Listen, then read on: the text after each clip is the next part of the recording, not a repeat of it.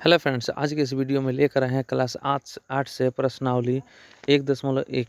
ठीक है, इसमें दिया हुआ है निम्नलिखित में से प्रत्येक के योज्य प्रतिलोम लिखिए। ठीक है, सबसे पहले योज्य प्रतिलोम होता क्या है इसके बारे में हम लोग जानेंगे। ठीक है, फिर इसके बाद से इस प्रश्न को हम लोग हल करेंगे। अगर आपको पता चल जाए योज्य प्रतिलोम क्या होता है तो फिर बहुत ही आसानी से इस प्रश्न को आप एक एक करके हल कर सकते हैं। तो चलिए सबसे पहले हम लोग देखते हैं योज्य प्रतिलोम क्या होता है। ठीक है, योज्य प्रतिलोम वो होता है जिसको हल करने पर उसका मान शून्य आना चाहिए। जैसे कि यहाँ पे हम लोग बहुत ही सिंपल एक प्रश्न को लेते हैं, जैसे कि यहाँ पे 9 है। ठीक है, यहाँ पे ले लेते हैं एक प्रश्न 9,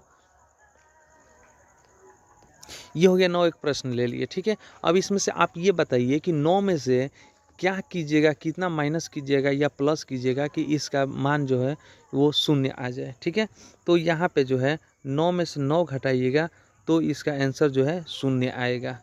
वही चीज़ अगर जो आपको दे दिया जाए -7। ठीक है, तो -7 में क्या प्लस या माइनस कीजिएगा कि इसका आंसर शून्य आ जाए। ठीक है, तो यहाँ पे जब माइनस में है तो इसका मतलब ये हो गया कि अगर आप यहाँ पे +7 करते हैं तब जाके आपका इसका मान शून्य होगा।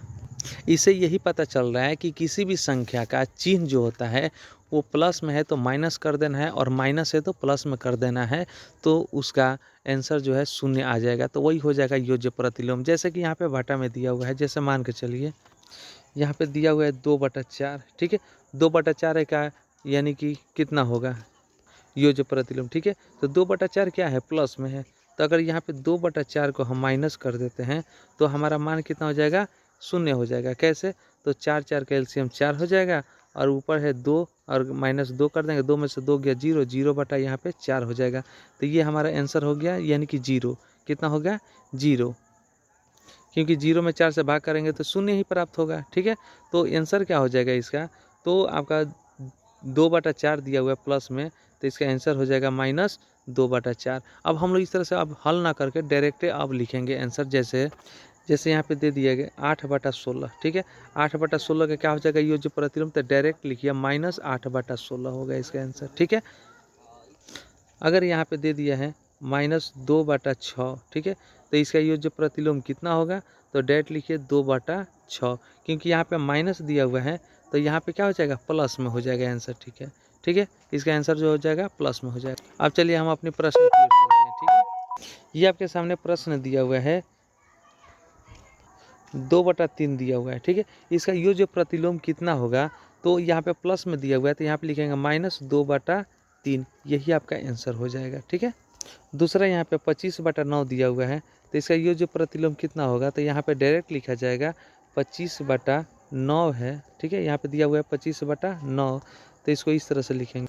यहाँ पे 25/9 दिया हुआ है तो क्या करेंगे, इसका योज्य प्रतिलोम होगा आपका -25/9 हो जाएगा। ठीक है, क्योंकि 25/9 में से 25/9 को क्या करेंगे, माइनस करेंगे तो क्या हो जाएगा, आंसर 0 आ जाएगा। ठीक है, इसके अगला क्वेश्चन दिया हुआ है यहाँ पे -16, तो -16 है तो क्या करेंगे, यहाँ पे -16 दिया हुआ है तो बराबर क्या हो जाएगा, ये जो प्रतिलोम इसका +16 में हो जाएगा, ये आंसर हो जाएगा। ठीक है, इसके आगे दिया हुआ है यहाँ पे क्वेश्चन, यहाँ पे दिया हुआ है -15/8 दिया हुआ है। ठीक है, तो -15/8 दिया हुआ है तो यहाँ पे हम लोग लिखेंगे -15/8 लिख देंगे। यहाँ पे 15/8 हो जाएगा, माइनस में है तो इसका योज्य प्रतिलोम जो है वो 15/8 हो जाएगा आंसर। ठीक है, कि इसके चिन्ह को सिर्फ बदल देना है, बाकी जो नंबर है, संख्या है, वो ज्यों कहते हैं वैसे ही रह जाएगा। ठीक है, अब चलिए यहाँ पे आगे दिया हुआ है, यहाँ पे शून्य दिया हुआ है। ठीक है, तो शून्य ना प्लस में होता है और ना ही माइनस में होता है।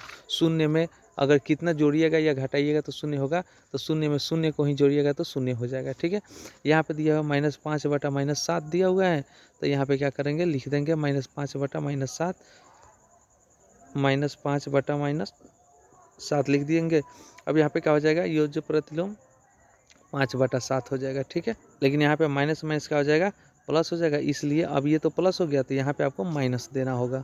तो यहाँ पे आंसर हो जाएगा माइनस, यहाँ पे हो जाएगा 5/7, ये आपका आंसर यहाँ पे हो जाएगा। ठीक है, इसके आगे दिया हुआ है -13/-5 दिया हुआ है। ठीक है, तो इसको हम लोग लिखेंगे, इसका चिन्ह बदल देंगे तो हो जाएगा 13/5 हो जाएगा प्लस में। ठीक है, यही आंसर हो जाएगा।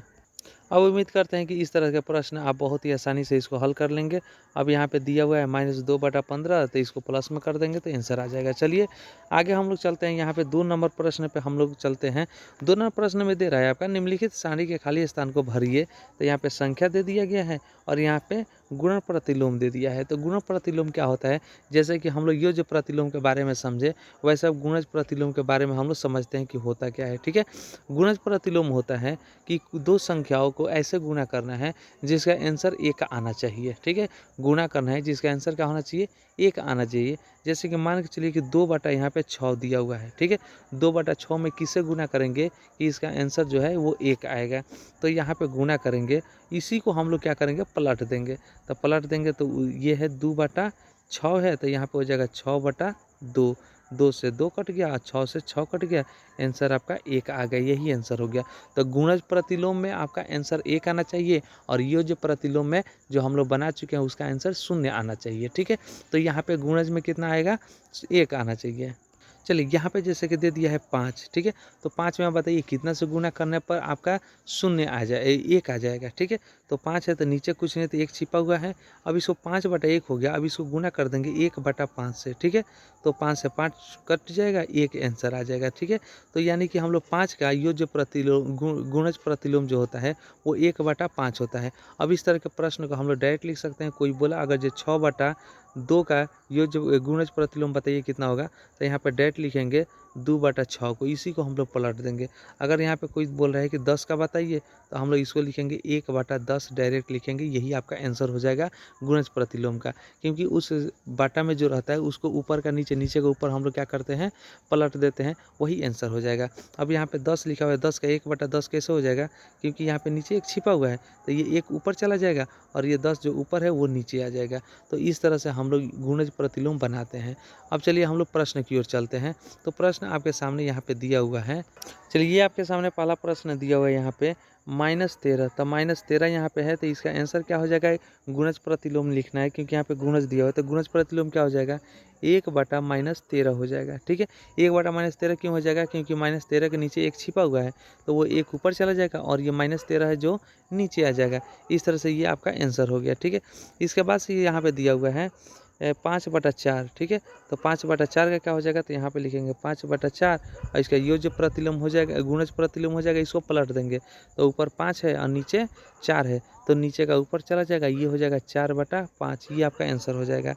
आगे दिया हुआ है 4/-7 दिया हुआ है। ठीक है, तो यहाँ पे लिख देंगे -7 और ये हो जाएगा 4। ठीक है, तो ये कैसे होगा, तो आपको पता है कि यहाँ पे क्या करेंगे, गुणा का चिन्ह दे देंगे। ठीक है, यहाँ गुणा देंगे, 7 से 7 कट गया, 4 से 4 कट गया, इसका एक आंसर आ जाएगा। ठीक है, इस तरह से हम लोग इसको बहुत ही आसानी से इसको हल कर लेंगे। यहाँ पे आगे दिया हुआ है, यहाँ पे -5/-8 दिया हुआ है। ठीक है, इसको भी हम लोग क्या करेंगे, पलट देंगे, -8 ऊपर चला जाएगा, -5 नीचे आ जाएगा, यही आपका इसका गुणज प्रतिलोम हो जाएगा। ठीक है, इसके बाद से यहाँ पे दिया है -1। ठीक है, -1 दिया है तो नीचे तो 1 छिपा हुआ है, तो इसको करेंगे 1 - 1। ठीक है, तो ये आपका योज्य प्रतिलोम आंसर हो जाएगा। उम्मीद करते हैं कि वीडियो आपको पसंद आया होगा, समझ में आया होगा, तो लाइक कीजिए, शेयर कीजिए और इस चैनल पर नए हैं तो सब्सक्राइब करना ना भूलिए। ऐसे ही मज़ेदार वीडियो देखने के लिए